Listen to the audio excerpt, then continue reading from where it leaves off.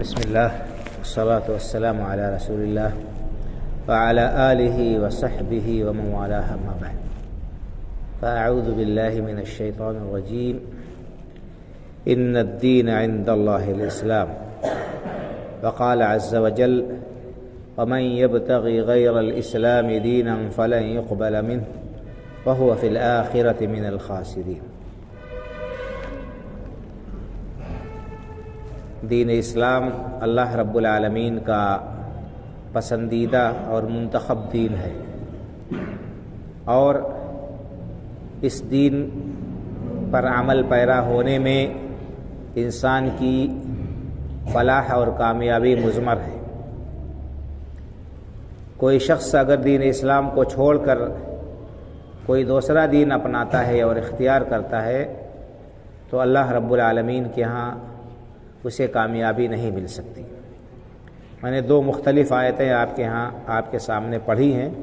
پہلی آیت میں اللہ نے فرمایا ان الدین عند اللہ الاسلام، مقبول دین، پسندیدہ دین اللہ کے ہاں دین اسلام ہے۔ اور دوسری آیت میں اللہ نے فرمایا ومن یبتغی غیر الاسلام دینا فلن یقبل منہ وہو فی الآخرۃ من الخاسرین، کہ جو شخص اسلام کو چھوڑ کر کوئی دوسرا دین چاہے گا، کسی دوسرے دین کا طلبگار ہوگا، اس پر وہ عمل پیرا ہوگا تو اللہ کے ہاں اللہ کی بارگاہ میں اس کا یہ دین ہرگز قبول نہیں کیا جائے گا اور وہ آخرت میں گھاٹا اٹھانے والوں میں ہو جائے گا۔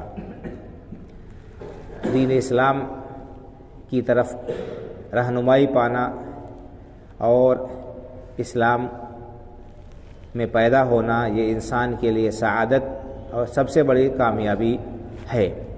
کتنے لوگ ہیں دنیا میں جو اس سعادت سے محروم ہیں، دنیا کی ہر چیز انہیں حاصل ہے لیکن وہ اسلام سے محروم ہیں اور وہ کفر میں پیدا ہوئے اور اسی بعد دنیا سے رخصت ہو جاتے ہیں، جبکہ یہ بہت بڑی محرومی ہے۔ سب کچھ ہوتے ہوئے بھی اگر آدمی دین کی دولت سے، اسلام کی دولت سے محروم ہے تو وہ سب سے بڑا ناکام ہے۔ بہرحال اس نعمت کا ہمیں احساس ہونا چاہیے، اس کی قدر ہونی چاہیے۔ یہ نعمت انسان کو اپنے زور بازو سے نہیں حاصل ہوتی ہے، اللہ رب العالمین کی توفیق جس کے شامل حال ہوتی ہے اسی کو یہ نعمت ملتی ہے۔ تو اس نعمت کی ہمیں قدر کرنا چاہیے اور اس کو سنبھال کر رکھنا ہمارے لیے لازمی اور ضروری ہے۔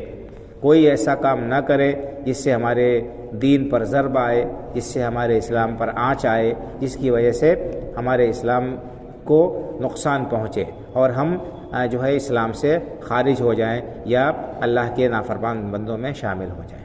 بہرحال یہ بڑا طویل موضوع ہے۔ اسلام اللہ کا برگزیدہ پسندیدہ دین ہے۔ کیوں؟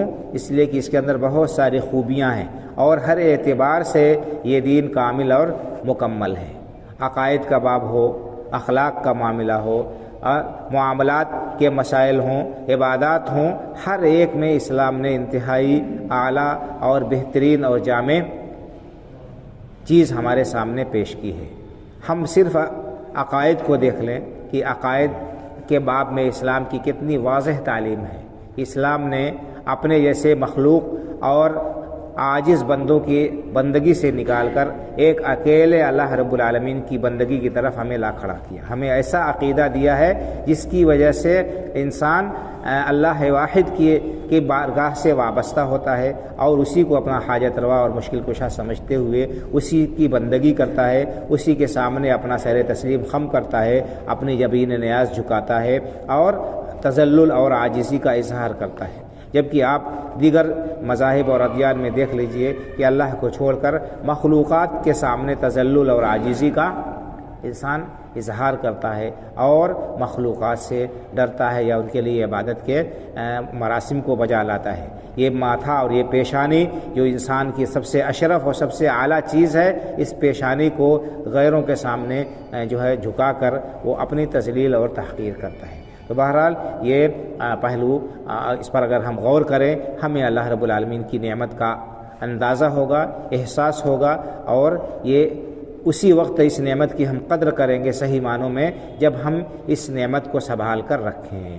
بہت سارے کام ایسے ہیں جن کے کرنے کی وجہ سے انسان اسلام سے خارج ہو جاتا ہے اور دائرہ کفر میں داخل ہو جاتا ہے۔ تو ایسی چیزوں کی بھی معرفت ہمارے لیے ضروری ہے، جن چیزوں کی وجہ سے اسلام کا ایمان اور اس کا دین ضائع ہو جاتا ہے، برباد ہو جاتا ہے۔ انشاءاللہ تعالی اگلے دروس میں تھوڑے تھوڑے ان باتوں پر روشنی ڈالی جائے گی مختصر انداز میں، جن کی وجہ سے ہمارے دین اور ایمان پر ضربہ آتی ہے، ہمارا اسلام مخدوش ہوتا ہے اور اسلام سے انسان خارج ہو جاتا ہے، اللہ رب العالمین کے مغضوب بندوں میں شامل ہو جاتا ہے۔ تو یہ ساری چیزیں ہمارے لیے ضروری ہیں جاننا، تاکہ ہم اپنی دین کی حفاظت کر سکیں، اپنا عقیدہ درست کر سکیں، اپنے اعمال کو صحیح کر سکیں، اور اسی طرح سے اللہ کی نافرمانی کے کاموں سے بچ کر اپنی آخرت کو تباہ ہونے سے اور برباد ہونے سے بچائیں۔ اللہ رب العالمین ہمیں دین کی صحیح سمجھ عطا فرمائے، ہمارے ایمان اور عقیدے کی حفاظت فرمائے، اور دنیا اور آخرت کے خسارے سے اپنی پناہ اور حفاظت میں رکھے،